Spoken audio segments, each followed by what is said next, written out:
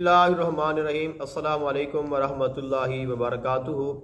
रिज़्क़ में बरकत के लिए, माल और दौलत के लिए, अल्लाह ताला की गैबी मदद हासिल करने के लिए और माली मुश्किलात को ख़त्म करने के लिए, गुर्बत से निजात पाने के लिए नमाज जुमा के बाद का, जुमा के दिन का एक ख़ास वजीफ़ा है कि नमाज जुमा के बाद आपने अपनी जगह पे वहीं पे बैठे रहना है और आपने वहाँ पे इस इसम मुबारक को आपने पढ़ना है। तो ये जो वजीफ़ा है ये हर जुमे भी आप कर सकते हैं, सिर्फ़ एक जुमा तक भी आप कर सकते हैं, और अगर आपके पास वक़्त हो तो आप इस वजीफ़ा को रोज़ाना भी पढ़ सकते हैं।